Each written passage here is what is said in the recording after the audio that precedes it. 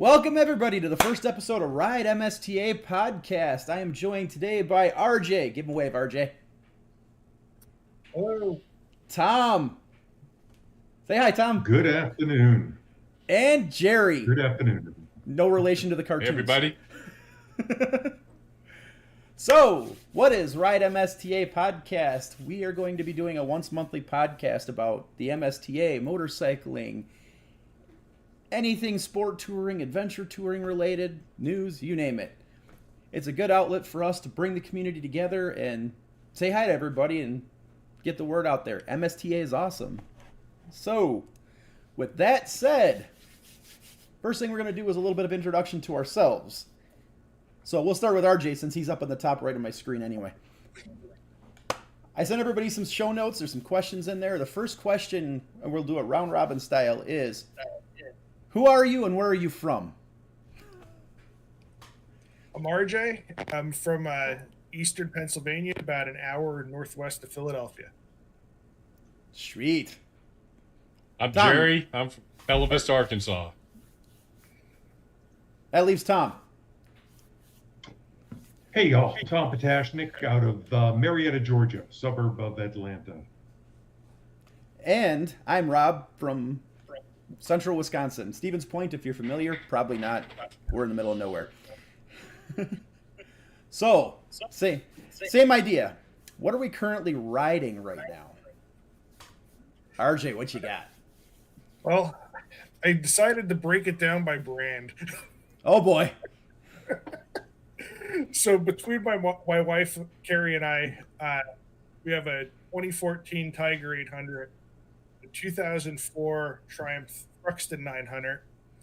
We have a 2017 KTM Duke 390 and a 2006 KTM 300 XCW Dual Sport. I have a Honda VFR 1000 Superhawk, a CB 350, and coming soon, an ST 1100. And my wife, Carrie, has a KLX 140 dirt bike, too, in the garage. So we have quite the fleet. Nothing wrong with that. Nope, not at all. Jerry, what's your spice of flavor? Jamie and I ride two up on a 2019 Kawasaki Versys 1000 LE, LT, SE, and whatever other acronyms they want to throw behind it. And then we have I ride a KTM 390 Adventure as my dual sport bike, and Jamie has a Z400 Kawasaki. So we've only got three in the garage. How about you, Tom? What do you got? I guess I'm low man on a totem pole. I only have two. So I've got a 2022 Triumph Bonneville T120 and new to me, a 2024 Triumph Tiger 900 GT Pro. Ooh, nice choice. That is a nice choice. Well, we are currently in flux in this household due to some shakeups and some pending orders. But our primaries still are a 2015 FJ09, which will never go anywhere. She is my baby, and according to my wife, my mistress. And she still has her 2019 BMW G310R. So yeah, my wife rides too. It's nice. She's my favorite riding partner. So do you guys know that there are two formulas that will calculate how many bikes you should own? Well, the main formula is whatever you have plus one. Well, if you are single, it is N plus one. However, if you are married, the other formula is D minus one. D equals divorce. Well, see, in this household, it's N plus two, because if I buy a new one, she gets a new one too. There you go. Darn. Break my heart. So we're going to go through a few more questions just to kind of give everybody some insight into our brains. First one that some of these actually came from some of the users, but what's your bucket list trip or bucket list adventure on a motorcycle? RJ, what do you got? I broke it down into three things again. My realistic one is at some point I want to do Pacific Coast Highway on a bike. We had done it a few years ago in a Miata. We did a cross country trip in it. On road, my big bucket list one is I want to do the Dolomites on a Ducati, and my off road is I want to do Baja at some point. Oh, Baja sounds like so much fun. I would love to do Baja. Jerry, how about you? What's your bucket list trip idea? You know, I've kind of broken it down in the same thing as I doing what I do. I get to see a lot of places in America, so I'm very happy with that. So I'm just glad I get to ride. But there is a World War II trip that you get to go on Edelweiss tours, and you rent a bike, and they take you to all the battlefields over in Europe, and I think that would be something I would love to do. And here in the States, PCH is probably the one I would like to do. Jamie and I would like to do that together. I think those are the two. And then a dirt trail, I think we're going to do it this summer. We're going to do the Idaho BDR. So that's what the bucket list is. Nice. How about you, Tom? Well, unfortunately, I really don't have one as to what I really want to do. I had an area that I wanted to explore, and we checked that off this past May. We went and based ourselves out of Rapid City and spent a week riding around that whole area, which in May is a great time to be up in the Sturgis, Black Hills area because there are no other motorcycles up there at that point. And it's so pretty. But no, I don't really have a place that I, absolutely want to go. We're going to be exploring the Northeast a little bit more this summer, kind of do the same thing, base ourselves out of Providence, Rhode Island, and spend a month exploring that area. Oh, that sounds like a beautiful ride up there too. Plus good seafood. There you go. Yep. So my wife will tell you I'm probably certifiable, but I have one bucket list goal, and that is to complete as a finisher the Iron Butt Rally. I'm one of those crazy people. Wow. There's always one or two done. I've done saddle sores and things like that, and I've done I can do a Bun Burner Gold. I'm starting to move more into the actual rallying, so like they're doing the Minnesota 1000 this year. I want to do Heart of Texas, but that being a finisher in the IBR, I don't care where I finish, as long as I finish. That is my goal.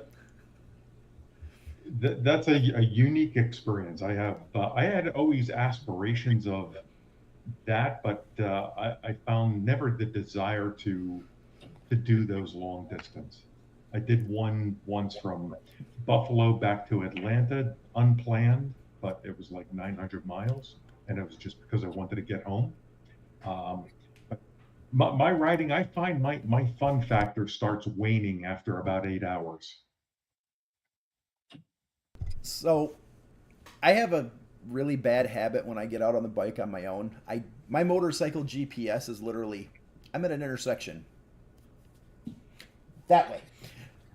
And like my wife still gives me a grief today because there's been times where she's called, "Where are you?" I don't know.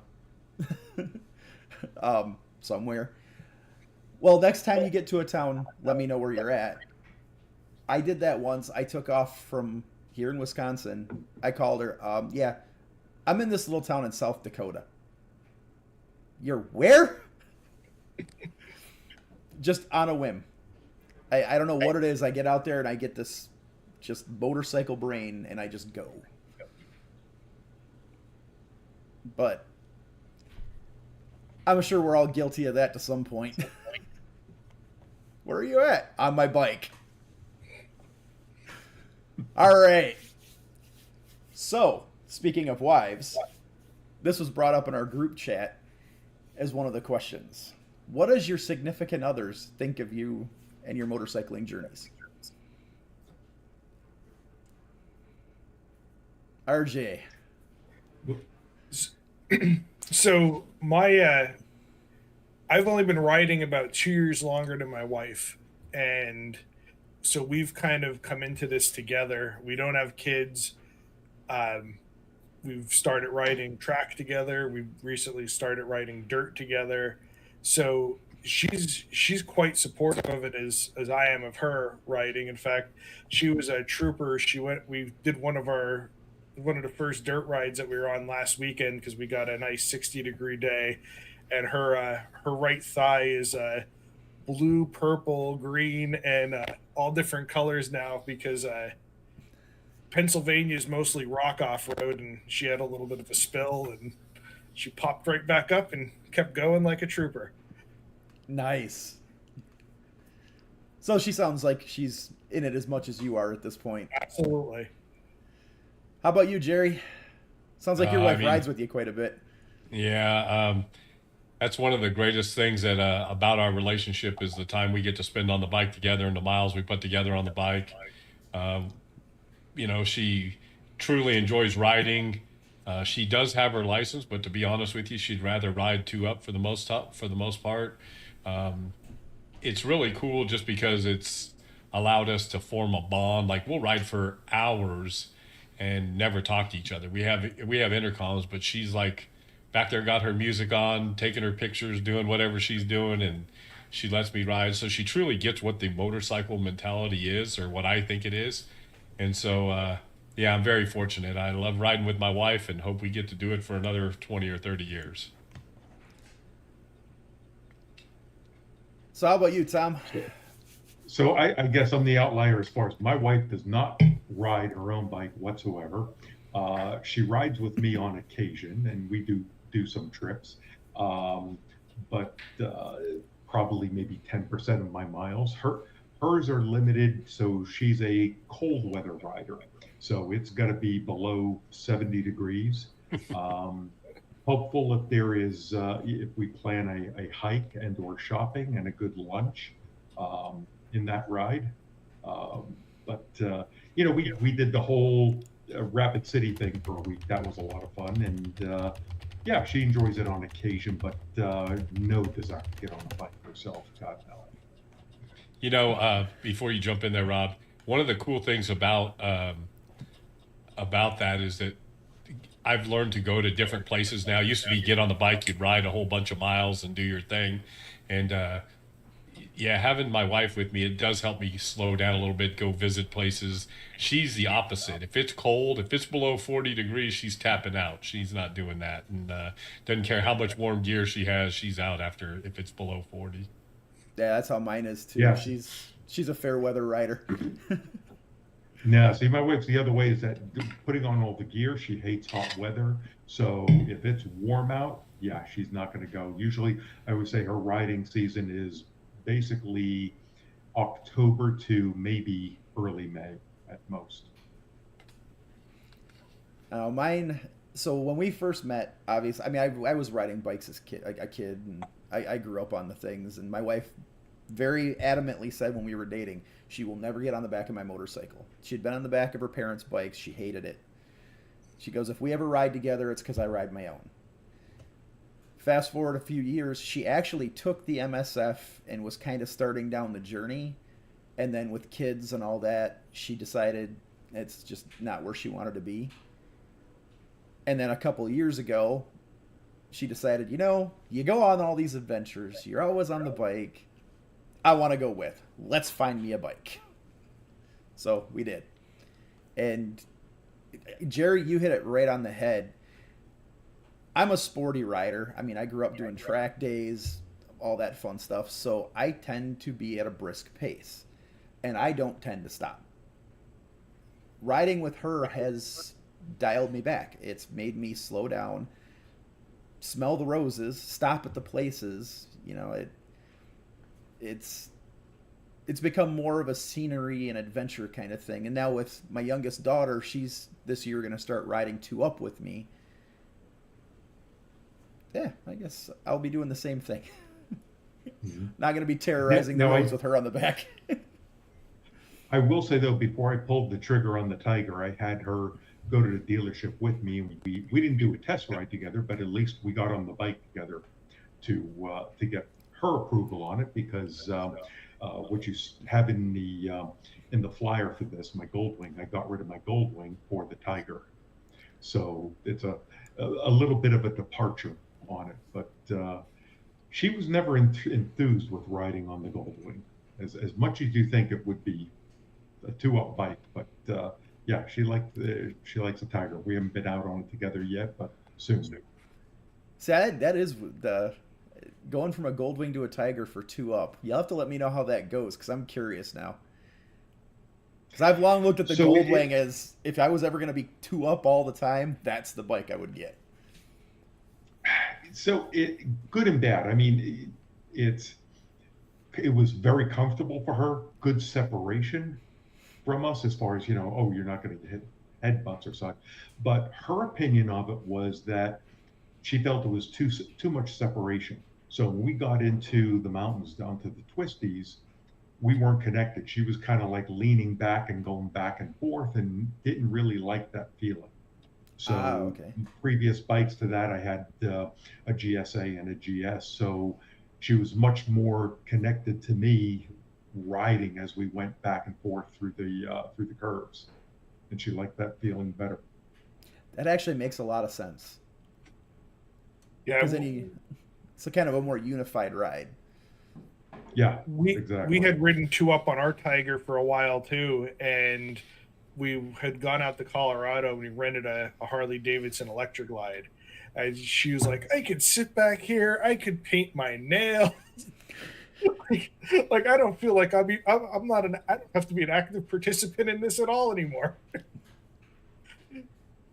I was actually joking with my wife, because with my youngest starting to ride with me now, I'm actually looking at more 2-up friendly bikes, because my FJ09 is not. It's fine for the tiny person she is at 11, but if she gets much taller or much bigger, it ain't gonna work. So I was looking at like the FJR. So I joked about getting a Goldwing. I don't know, maybe I got the Goldwing because I thought I switched from a GS, because at that time we had plans of doing some longer trips together, and yeah, it's a mile muncher on the highway. So that piece was great. But I changed my riding, where we got a trailer and decided to trailer the bike to distant locations, use that as base camp, and then we could combine multiple vacations. We do a lot of hiking. So that changed as far as our riding then was not going to be multi-day, but just day rides.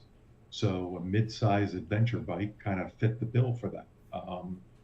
So that was our decision, as far as my decision, as far as getting rid of the Goldwing and saving about, God, what is it, 380 pounds of motorcycle underneath me.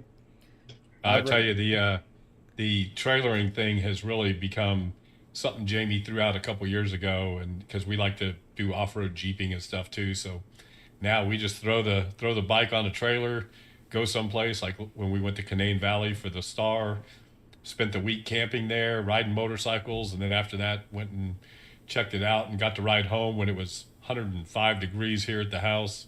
Got to ride home in nice air conditioning. So I laugh at all the people who laugh about people who trailer, but everybody, you do you, right? And but I'll be comfortable and save miles on some tires too while I'm at it.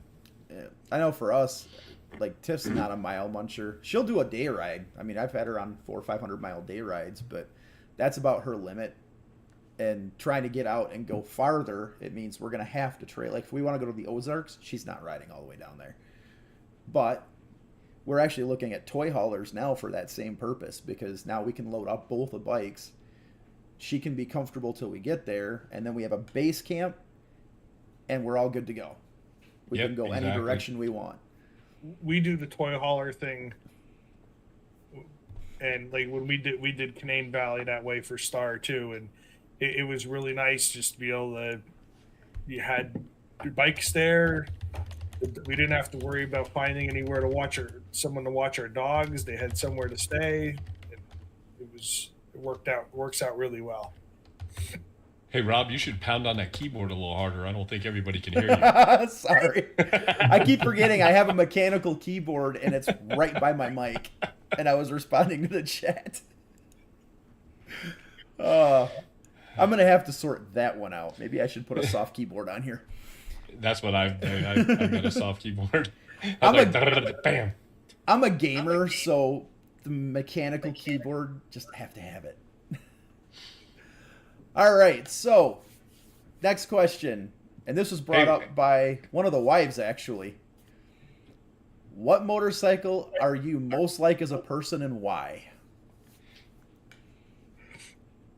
I think that was your wife, wasn't it, RJ? Answer that, RJ. It was actually Carrie, my wife, that brought that one up. So we had a little bit of a discussion about this as well. My wife says I'm a 1300 GS because I'm versatile. I can adapt to things.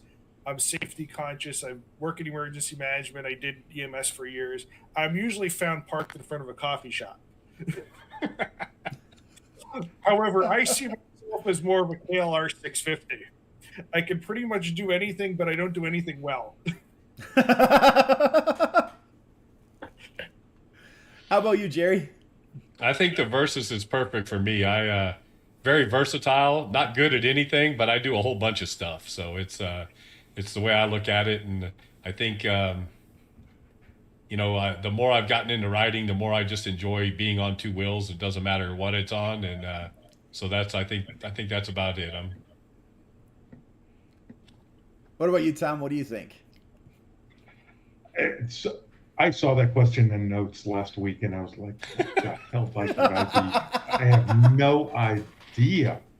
All right, so John, I'll kind of mirror you guys as far as I would at least say an adventure bike. And for what you guys said, I'm pretty good at most things, but not excellent at anything. So that spells out an adventure bike fairly well. I know my wife's first answer was project bike. Usually on fire, in pieces in the garage. But I had to think about this one too, and actually my favorite bike out of all the bikes I've owned kind of fits the whole question. Suzuki Hayabusa. I'm the weight of a small planet, and I handle surprisingly well for my weight. I spend way too much time at high speeds and should only be ridden by people with a death wish. Yet I'm arguably comfortable and very reliable. That has to be seen by the. The other question I have for you guys. So I'm a fan of scooters. Any of y'all ride or have ridden scooters at all? I love scooters. They're so much fun. I'm scooter curious. You've got to try. So I like four. Go ahead. But I like scooters. I've owned 4 of them, but nothing right now. But yeah, how about yourself, Jerry? I just laugh. Well, I don't laugh. I'm amazed at how much they cost. When I was at a dealership in Dallas a couple weeks ago, the Vespa, the Kawasaki Suzuki dealership there, shout out to Plano Kawasaki. They also donated or gave us the raffle bike for Star. But there were some Vespa scooters there with the little basket, like the Wizard of Oz, for $7,000, and I was like, wow, that's crazy. So, but I would ride one. It doesn't matter to me. So with Vespa's at the top of the food chain of scooter brands. I did have a Vespa 300, and that was preceded my Goldwing. When I used to go into an office, that was my commuter bike. And they're a blast. It's a great bike to commute on. But I've had a few others before that, anything from a 110 up to a 650. That's awesome. A Buddy 125 will probably find its way into my garage at some point. We've looked at like some of the Kimco ones and just the cheap 150cc just to rip around town and buzz to the stores and stuff with. Although I think we've settled on either Groms or Monkeys. Like Tiff and I are both in love with the Monkeys. Yeah, those little monkeys are great. You see them at the track all the time. Oh, they're fun. The only thing with that is the difference from a scooter is you lose the practicality. So yeah, you do. With a scooter, it's so practical. You've got that giant bin underneath the seat. And then even Vespas and some of my other scooters had little hooks on the front that you could put bags, or you could put stuff on the floorboard between your seats. I mean, I could get quite a bit of shopping done on my scooters. I know a couple of the guys can't do on the the Grom or something. It's a toy. Right. I know a couple of the guys in the chat brought up the Bergmans, and those things are fun. Hey, so before 400 and a 650, yeah. Hey, before we get going, let's say hi to people in the chat. In fact, Lou's here, Carrie's here, Norm is here, Brad from Oklahoma's here, and he's not technology. He's not a wizard at technology, so I'm just glad he made it. Dan, Chad Barker, Tommy Victor, Daniel. Boy, there's a bunch of people in here, so we want to thank you guys for coming in and hanging out with us a little bit, and thanks for listening to us. Actually, while we're talking about the guys in the chat, I wanted to bring up, some of them had some really cool answers to our what bike are you like? Dan, SV650, smaller, light, nimble, and quick. Great Oklahoma motorcycle tour. I don't know who that is, but he said, my V45 Sabre broke down and full of gas. Yeah, that's Brad. Yeah, that's true. Oh, that's Brad. True. Yeah. Well, hopefully you don't have to pull the carbs off that Sabre. Oh, man. Dan Williams, I'm going to call shenanigans on him. He is not a Ninja 1000. I know it's a Swiss Army bike of bikes. He's a broke down CB 1100 that's been sitting in the back corner of somebody's garage for 20 years and is currently missing its carburetors. If you haven't figured it out, Dan and I are good friends.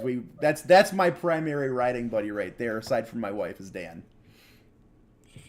Another so he gets a medal for just hanging out with you. Amen to that. Our wives joke that when we ride together, you might as well just let the police know ahead of time to be expecting a call for the ambulance. There are shenanigans. We act like 12-year-olds, but it's awesome. And we don't condone that for any of you out there. This is a safety message from the MSTA. It's on track. We're good. Closed roads. No, Dan and I have had some really good rides together over the years. We do quite a bit just around Wisconsin up 55. Yeah. He's another MSTA guy. He's a great guy. For the Wisconsin people, as we're bringing the Wisconsin group back online, you guys will get to meet Dan during our ride to eats this year. Just a great person. So, speaking of the MSTA, what brought you guys to MSTA, and what is your favorite event? RJ, what do you got? So we came in through the Facebook page, actually. Whoop whoop. Yeah, absolutely. And the first event that we did was the Star Canaan Valley, and that Canaan Valley has an interesting. We've found that area before. We were doing a random trip one time where we didn't know where we were going to go for the weekend because our plans got changed. And Carrie was looking up places to go and found Blackwater Falls, which is right down the road. And as we're looking through the town, my Tiger 800 that I bought used, and there was a sticker on the panniers for Hellbender's Burritos in Davis, West Virginia. And we were looking up Blackwater. I'm like, there's Hellbender's Burritos. That's for Davis's. So it was one of those things where we decided we had to go down there, and we've really fallen in love with that area. We'll pretty much go down there any opportunity we can. And it was a great event. Everyone was so welcoming. And we're actually now co-state directors for Pennsylvania. We took over from Lou, and Lou made the big pilgrimage south. Oh, thanks for doing that, RJ. That's awesome. All right, how about you, Jerry? Well, Bill and Gayla O'Brien saw us at a BMW dealership and handed us a card, and I had never heard of MSTA, and that was about 6 years ago. And as most of you know, I kind of dove in after that. Favorite events? Man, there's so many good MSTA events. My first one was the one that Pat puts on in Red River, I think, in Kentucky. It was a wonderful time. Everybody was so friendly. I loved the Flyby Week. Did that for the first time last year with Norm and those guys. Big Lynn Lodge is great. Chris Parker and Brick have put on a great event there. Uh, Man, there's just so many good. The stars are always good. That's the first time I met RJ was at Canaan Valley. We were doing the camping thing as well. I really like the. Oh, and I would be amiss if I didn't mention the Ozark Escape, which has to be probably the best rally ever. And y'all should come attend on May 3rd through 5th, by the way. There's just a little plug. And, but yeah, there's just so many good events for the MSTA. So for those of you out there who haven't been to an event, boy, we'd really, I guarantee if you showed up to an event, you're gonna really enjoy it. Brad has started some events in Oklahoma, and I mean, heck, who rides in Oklahoma, right? So, I mean, we're really expanding a little bit, so it's fun. You guys should give it a shot. So go check out any event that you can get to. So Tom, what brought you to MSTA, and what's your favorite event? So I guess I'm the newbie as far as with MSTA. I think I joined maybe a little less than 2 years ago, or right around 2 years ago. So it was just a matter of I had done some rides with the group in Georgia, so they're all fairly active, and I see a couple of guys that are in the chat from the Georgia group, and primarily what drew me is not being brand specific or even type of bike specific. So I have a bad habit of changing bikes every 3 or 4 years. I'm not brand loyal. I was part of a branded club for a while and was even a state officer, and but a lot of their events are camping based, and I adamantly do not sleep in the dirt. So I spent my career living in hotels. So yeah, to me, roughing it is the hotel doesn't have room service or HBO available. Sorry, yeah, don't do dirt. So as far I've only been to a few events, a couple of the Georgia events, and then last year the Big Lynn Lodge. So still exploring and trying to work schedule around what things I might attend. Hey, Tom, we were at Big Lynn. I guess I didn't see you there, or we didn't bump into each other. Perhaps not. There was quite a few people there. So I was there. I had my Goldwing at the time. Oh, maybe that's why I didn't talk to you. I'm just kidding. So way back in the day of right around 2004, I'm a fanatic for the Honda VFRs, the old 5th and 6th gen VFR 800s, and I was looking for some events to go to, and I had come across what was, I think this must have been somewhere in the transition between the Honda Sport Touring Association and MSTA, because I had found a reference to Honda Sport Touring Association and an event called Twister up here in Wisconsin. It's like, that sounds like a lot of fun. But being a young guy, I tried riding with the 20-year-olds, 25-year-olds on the sport bikes. I could never gel with those guys. It was just, I mean, I like a spirited ride, but these guys were chaos. I don't like mob rides. It's just somebody always got hurt. And I was kind of looking for a more mature riding group, which actually led me to sport touring and a site called sporttouring.net. So I find out about this event. It's like, yeah, I'll go. I'll check it out. And I think you had to register. Or I was under the assumption I had to register for the MSTA or HSTA at the time. Funny story, my VFR broke because it decided the rectifier was done 2 days before the event. So I end up throwing my ZX6R, the lights and stuff back in it, and taking the track bike to this event. And I get there not knowing what to expect at all. I don't know anybody there aside from one of the guys on the sporttouring.net group that I rode with before. And from the moment I walked up, they were the most welcoming people I have ever met. Everybody was really down to earth.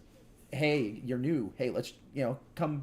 this is how we do things. This is what we're going to be doing. How everything's going to flow. Hey, come meet this person. Hey, come meet this person. You know, they didn't care what bike I was on. I saw everything. There was a guy there on a ZX10R. There was a guy there on a Goldwing. I mean, it was literally everything.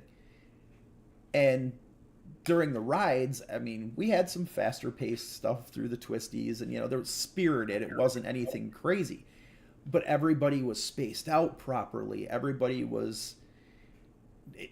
just worked so well, and from that was the hook right there. It was, this is the type of people I want to be around.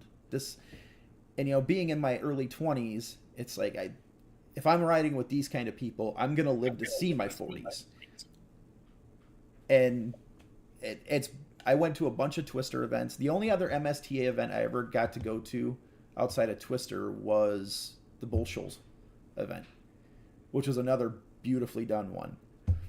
So, and I've kind of been in and out of the MSTA over the years, just depending on what I'm doing with my riding. But as the MSTA has evolved and started becoming less just sport touring and more everything, it's become more and more a staple of my riding journey. So that's what's great about the MSTA is it's a very diversified group, that's for sure. It is. And it's so, out of all the motorcycling events I've done over the years, I have never been to one that is anywhere near as accepting and welcoming as an MSTA event. I mean, I've done BMW MOA events. We're Harley country up here, so by proxy I've had to go to some hog events, things like that. MSTA is always the best. It's fantastic. So, speaking of which, we should probably talk about this. Since we've been talking about MSTA all night, we should introduce the MSTA and what it is to everybody. So, what is the MSTA? MSTA is the Motorcycle Sport Touring Association. Now, it says sport touring in the name, but as you've heard through our discussion here, it is not just sport touring. It's sport touring, adventure touring, long distance riders. If it has a motor and 2 wheels, and even sometimes 3, I know there's trike guys out there. You're welcome. The events are extremely well run. They are some of the most welcoming people on the planet. It's an amazing group. Don't be afraid of approaching us because you ride a bike that's different. That seems to be one of the things that kind of keeps newer people away. If you see me out there on an adventure bike with an MSTA sticker on it and you're pulling up on a super sport, it doesn't matter. I will ride with you. I will talk to you. We're all one big community. So, Jerry, I'm probably going to divert to you a little bit on this one because you are part of the EC right now. But what are some of the benefits that the MSTA offers to its members? So, man, there's so many cool things about the MSTA. I still belong to a number of groups, and I have to say that the MSTA, what I really enjoy about the MSTA is the people, of course. And then the events, we have numerous events, and I like I know that Tom doesn't like sleeping on the dirt, but I, for one, like sleeping on the dirt, and it's good to have the options available. But a couple of things that the MSTA offers that I think a lot of people don't realize is there's, for one, it's a group that is very safety conscious. So when you're riding, everybody's got the same mentality, right? They want to get on their motorcycles. They want to go have fun, no matter how spirited that ride is. But then they all want to make it home so they can have an adult beverage or do whatever you do when you get back to the hotel. So burger. Right. I really enjoyed that about the group. I also love the fact, look, there's just with your membership, and to be honest with you, it's shame on me. I don't even know how much it costs. It's dirt cheap. But with all the partnerships that we have with hotels and different vendors, and there's always discounts that you can get. The Dan Clark Fund. So if you get into that. You buy gear, they'll refund you parts of that, and there's a whole bunch of stuff that goes on that behind the scenes. So one of the things, and I'm sure I'm butchering it because I don't know it off the top of my head. I just take advantage of them. But if you go to ridemsta.com, check out all the benefits there. I mean, if you sign up, you get coupons to go to the rally. So the rallies are already dirt cheap, and then they give you a coupon for $10 off to go to the rally. So it's almost like they're paying you to go to the rally, which is kind of cool. Except for when you're at Norm's rally, he puts you to work if you don't do too. You gotta watch it there. But it's just really a good group of people. The benefits, like, I mean, our star rally, right? This year's going to be in Kerrville, Texas. It's going to be amazing, and we're giving away an $8,000 motorcycle. You just have to buy a raffle ticket, and you get in for the raffle. And the bike is a GSX 8 Suzuki. It's a beautiful little machine, and man, the club just has so many cool things to do. If you want to be, my wife's a member, you can be a sustaining member. I know lots of people are life members that it's amazing when you start hearing about how long some people have been in the club. When you go to a star and you listen to these people at the banquets, and they're talking, early 80s, and they've been doing it forever. And they come and they get together, and it's like old home week. And, you get to just see how the relationships are built. So the MSTA, one thing is, it's a great community. The second thing is very safety conscious. So the rides are great, but they're also safe. And then the little benefits that you get from everything else, it just makes it amazing. And it's run, one of the things I would really want to make sure people understand is the MSTA is a volunteer run organization, right? None of us here are going to get rich from what we get paid for the MSTA, but our passion for the hobby is what makes it so great. And I want to bring people into the hobby.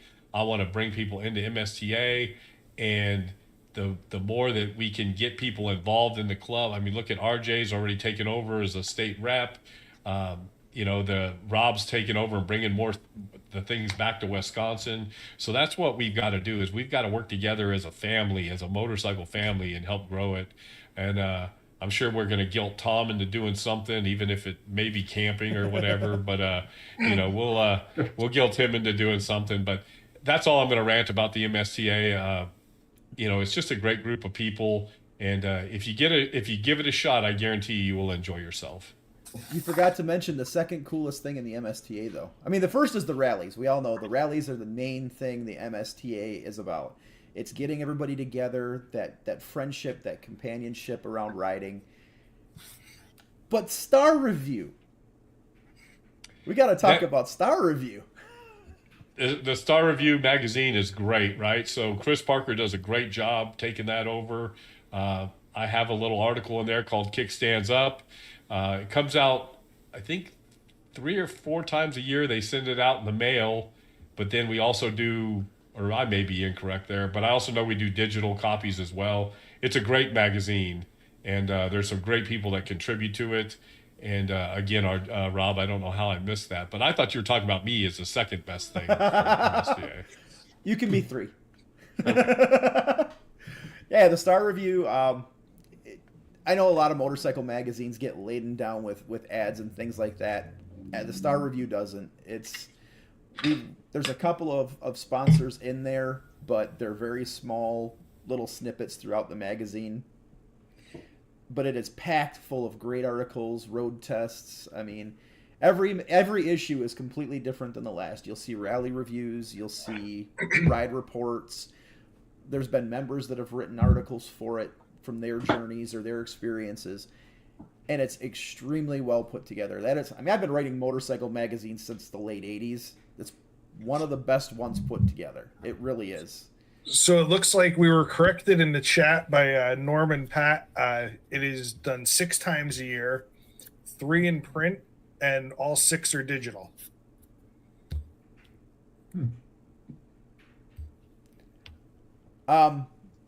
I did a quick screen share with the MSTA website.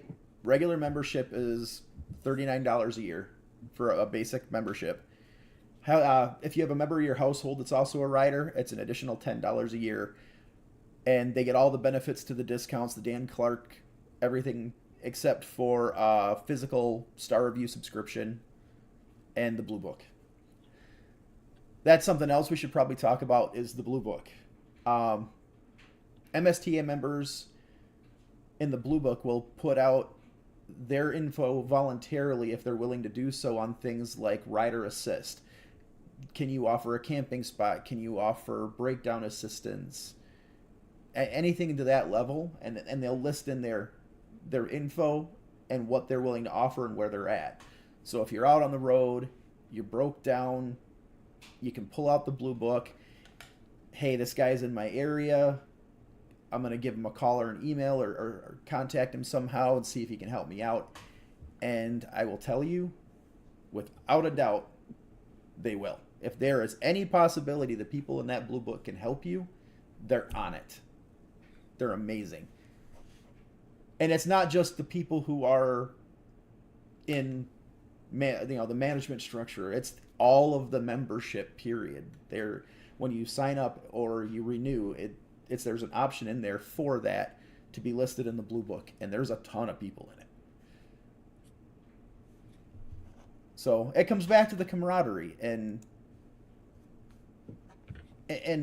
just being a part of a community that is out there to have fun and help each other and grow. And of course, you got a picture from the old HSTA days, because roots. And it's got a VFR. How can you go wrong with a VFR? All right. So what kind of events can they expect with these rallies? Because I know we've got a few different types of rallies. I don't know, Tom and RJ, you guys, what have you guys done for events so far? We've just done the Star. So has anybody done like Fly by Week or any of the Ride to Eats or anything like that? No, have not. I think Jerry's talking, but he's got himself muted. Thank you, Tom. And I did have myself muted. I was trying to. Some people would say that's probably better, but not you guys. I know. You know, the events. One of the things about the events, they're broken down by, look. There's MSTA events, like I'm telling you, Norm puts on a great rally. The Flyby rally is, if you're going to look at any of the MSTA events, the Flyby is kind of what is judged by. That's how the rest of the rallies are judged. He does it's a week long. He sets up. He's got food trucks in the parking lot. He's got a bike wash. He's got things that are just crazy, right? And it's plus you get amazing rides and all these routes and that sort of thing. So the rallies are whatever you make of them. We put on the Ozark Escape. It's a just for fun thing. You show up, you get some routes, you go riding. Everybody hangs out at night and does their thing. And then then there's some great day rides that a lot of the groups are putting together. I know some of the events for Tom in Atlanta, in that area. I know that they had a great little thing at Suchas last year. I think a fall colors ride that hopefully I'm going to attend this year. Yeah. There are just so many great events out there. And the thing is, there's a lot of work that goes into them, but man, it's great when you just roll up and you go to Norm's event and fly by, and he's got 30 some routes planned, and you can just get on your bike and go anywhere. And for the most part, most of the routes most of the rallies there's only a few things that we try to do. Is we want to make sure that we're acknowledging new people when they come to the rally. We want to have some routes for the rally. We want to have some communication so the folks know what's going on when they get to the rally, so that if you are a new person, you just don't walk up and you don't have a clue of what's going on. And then for the most part, the camaraderie takes care of itself most of the time. That's why, Tom, I was almost embarrassed that you said you're at Bigland and I hadn't met you. So as somebody who tries to promote the MSTA, I really try to talk to everybody at the rally. So I'm sorry I didn't get to do that. But yeah, there's just so many good things. I mean, they're showing in the chat here, like Norm says, there's even a massage person at the flyby. So I'm sold. 18 right, 18 rallies.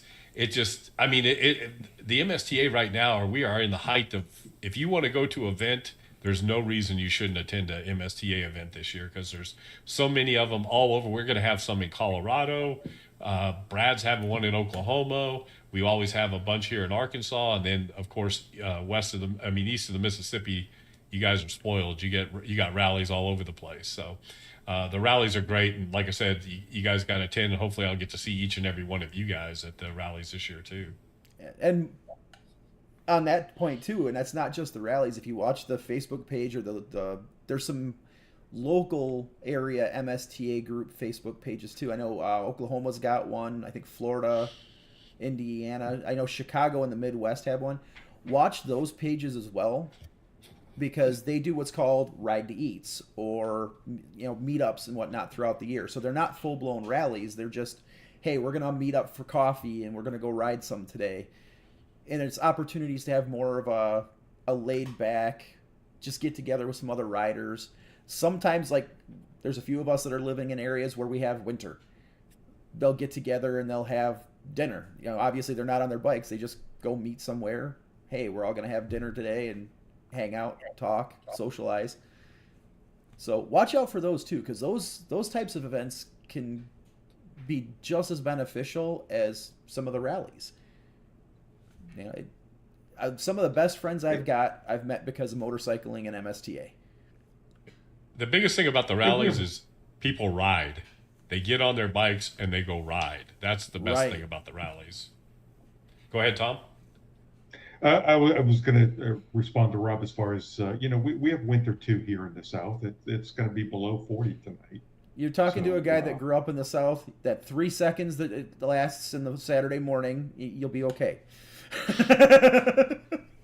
I'm sorry, Tom. I mean, Atlanta's not as bad as Florida, and I lived in Florida for 15 years. But yeah, it does get a little cool. And yeah, even in Georgia. So Georgia, we do have a Facebook page. In fact, one of the guys had a ride plan today up to I think he was heading up the tail of the Dragon. Unfortunately, my schedule wouldn't allow that, but I'm heading out with a bunch of people tomorrow for a ride up into the mountains.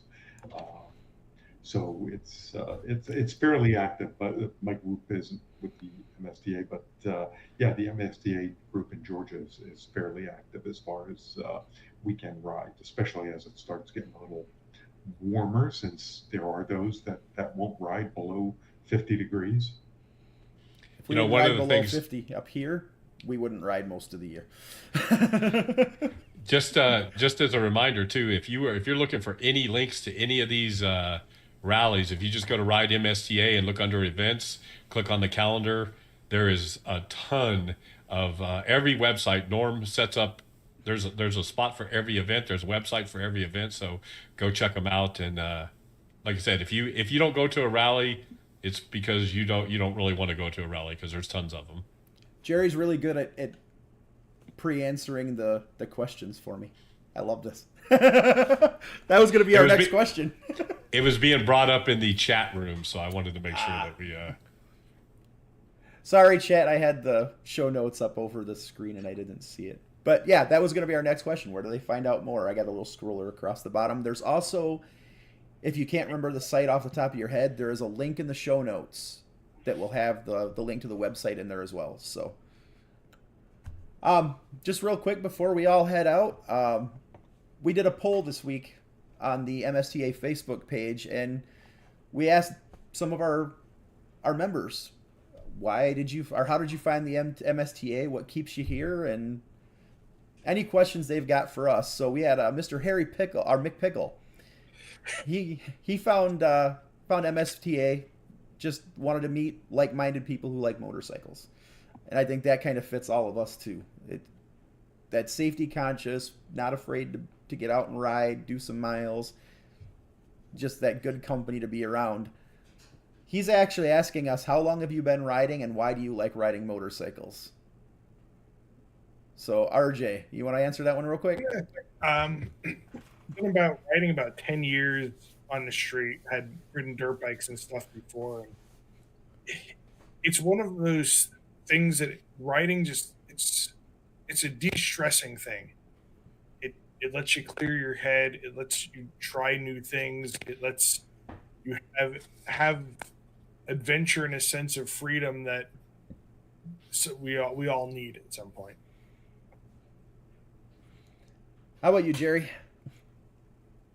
And I got my dad came to me when I was 14, living in New Mexico. You can get your motorcycle license at 14 for the street, and he wanted a new motorcycle, and so he knew he couldn't get one unless he got me to ride, so he could give me his because my mom wouldn't let him get another one. So I've been riding since I was 14 on the street.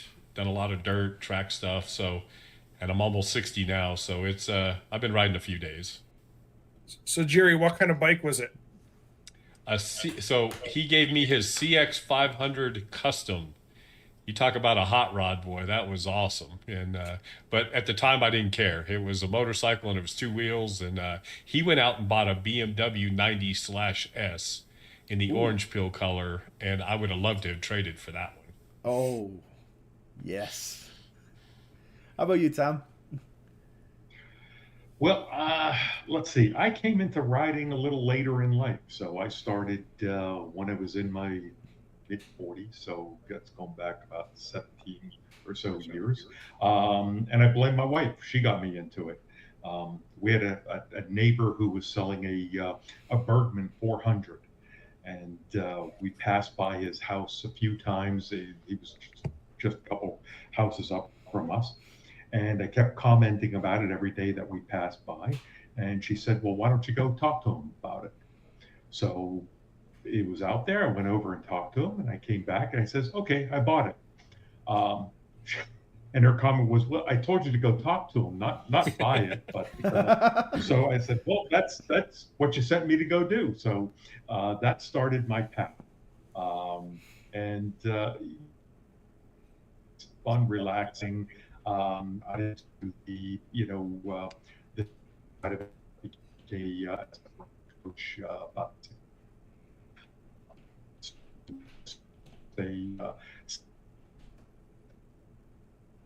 I couldn't even call it work. It supports the hobby as well. To often explore. It's like golf because I think we're losing Tom. When I think after a day of Yeah, I think Tom's internet's having some issues. He's got the freeze frame of death going on there. Tom, feed the hamsters. Yeah. Did you guys hear any of that, or did it work? Some of it, We you got heard- real choppy for a little bit. And but you look good in the was it? freeze frame Okay, though. Sorry about that. You look good when you were stuck. Very good. So I started riding. Like we're freezing up together. I was roughly about 8 years old. Jumped onto a dirt bike with a cousin, and it's been all downhill from there. Actually, another cousin got into road racing, doing track days real young, and I started going with him. So I actually started track riding before I started street riding. And then I got my license right away at 16 for my car. A week later, I was registered for the MSF course and had my bike license. And from there, it's just been full tilt boogie. I haven't stopped since, aside from a minor hiatus after a bit of a wreck. That was enough to tell me that, okay, I'm recovered. I can ride again. Time to ride again. It is in my blood. All right. We had Randy Neubauer, sorry. He said he started way back when he purchased his VFR and found the HSTA and has been with us ever since. Jim Lane, he said the only experience he's had so far was flyby, but him and Jerry were such great people, and everybody was very familiar, very patient, very accommodating, and he was convinced right there that was a group he wanted to be a part of. And then the last one I got from the Facebook post was Pat Magavero. I'm sorry, Pat. I don't mean to massacre your last name. Jerry, how do you pronounce Pat's last name? Man, don't ask me. No, it's Magarbo, I think. I think that's the way I call him anyhow. And I want to thank Jim Lane for shouting out how nice I was. I'll give it his checks in the mail. First thing I want to say to Pat though is thank you very much. I'm trying to get Wisconsin back on track. I had sent a request out in our group for the volunteers and whatnot about trying to get the PDF file for the flyers for the invites to ride. So he sends me a message and says, "Hey, how many do you want?" I said, "Well, I was going to go print this many." He goes, "I got you covered." Yesterday, a box shows up at my house with all those flyers in there, and he sent me some back issues of Star Review and one of the holders and all that, because I'm going to go on a dealership bounce next weekend to start distributing materials and getting the word back out there. So big shout out to Pat. Thank you. That was a huge help, and it's going to save me a bunch of time. But he said he found the HSTA through the internet back in 2000. He went to one of the Sunday ride breakfast rides. So like we were talking about earlier, the rides to eat, the day rides, they are just as important to the community as the big rallies. So he said he didn't know a soul. And I'm assuming it's okay to put this out there because he put it out there on Facebook. But he said on the ride after breakfast, he crashed. He said 100% error on his part. But the HSTA members helped him get a bike out of the ravine, gave him a ride back to town, gave him a phone to call his wife. And like he says, that's a call you never want to make. And then they stayed with him until she came. They were there the whole time. And he decided right there and then that was the kind of people he wanted to be around with. And he's never regretted that decision since. So, and as for his question to us, we actually kind of already touched on that. What is it you think makes the club great and membership a great value? So we kind of hit on that when we were talking about the MSTA. It's the people and the rallies and the friendship and the bonds that we build. So as of right now, that is all we've got. Pat, same thing. I'm sorry for butchering your name. Anything else you guys want to get out to the audience this week?